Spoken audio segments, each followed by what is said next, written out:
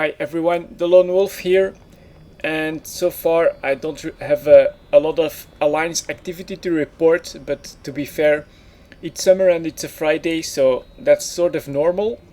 That does mean that I've had time to set up the rest of my planetary interaction stuff for post-fuel production, so I thought I'd give that a look right now. So I'm up to 5 planets, barren, plasma, plasma, gas and gas.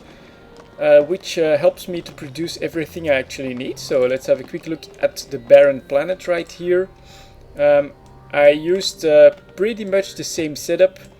So four basic industry facilities and 2 advanced, which produce right here the mechanical parts. I've let it run for around 20 hours, 110 mechanical parts, so that's not bad, I think. I did use the advice you guys gave me to use the sliders a bit more in order to find the correct hotspots. So as you can see, my extractors are placed slightly better than just the previous time. Let's have a quick look at these plasma planets, which are of course very important because they're rather rare planets, I should say.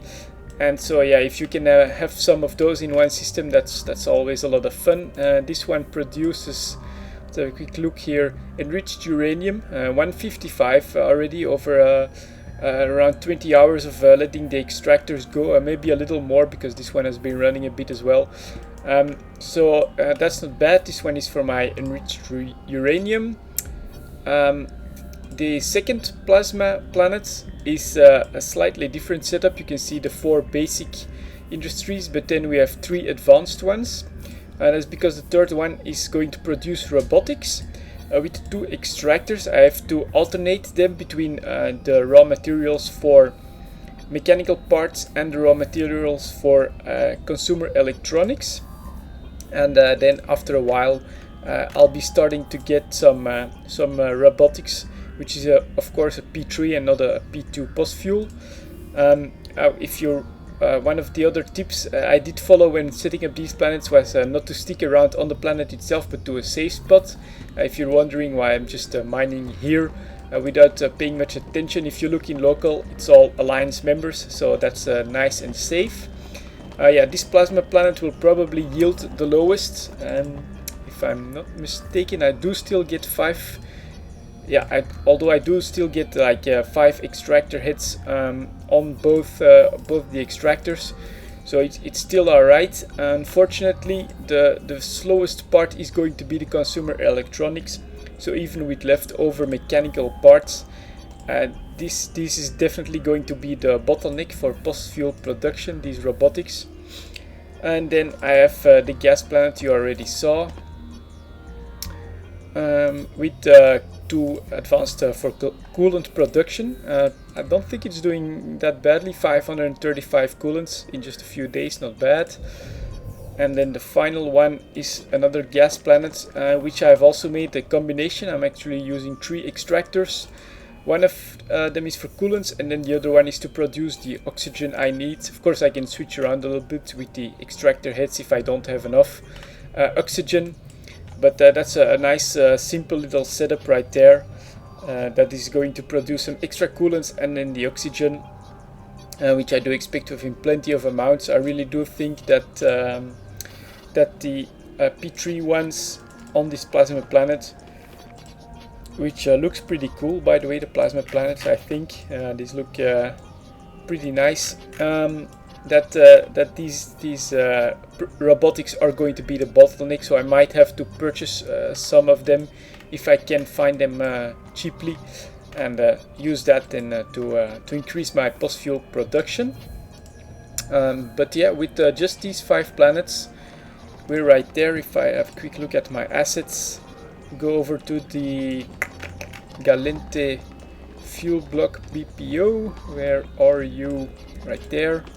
Show info, the coolants are being produced, enriched uranium, that's from ice, mechanical parts, oxygen, that's from ice, and then the robotics. I even just need one for 1 gallente fuel block, so that's not that bad. 8 coolants, 4 enriched uranium, and 4 mechanical parts, 20 oxygen.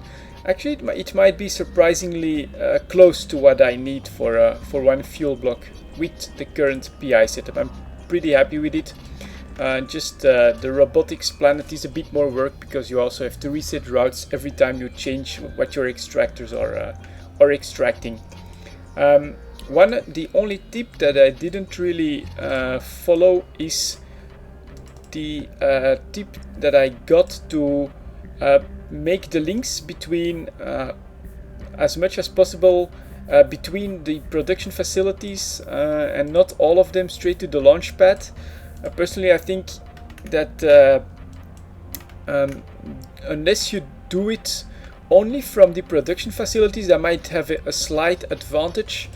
I'm just not sure how big that is. If anyone can put any math behind that to convince me, I just don't think it's going to be that big of a deal compared to this setup.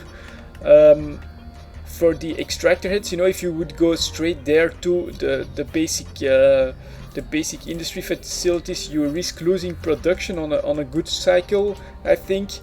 And you already have to make 2 routes to start with, so I don't see how it can be more efficient to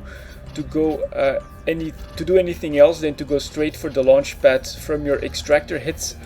And then since you put all your production facilities as close as possible to your launch pad, I don't really think that putting links between the different production facilities is really going to make that big of a change on your power grid and CPU use or anything like that, or on your links costs.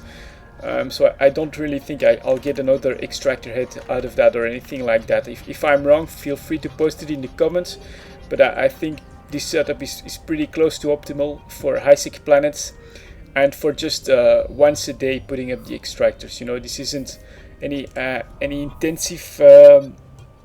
intensive planetary interaction that I'm doing here. Just once a day for some passive income, and I'm trying to get the post-fuel production going in here. I think it's going to work out pretty well. I'll keep you guys posted, of course, and then hopefully I'll be able to bring you guys some alliance action soon. Anyways, that's it for this video. See you guys next time.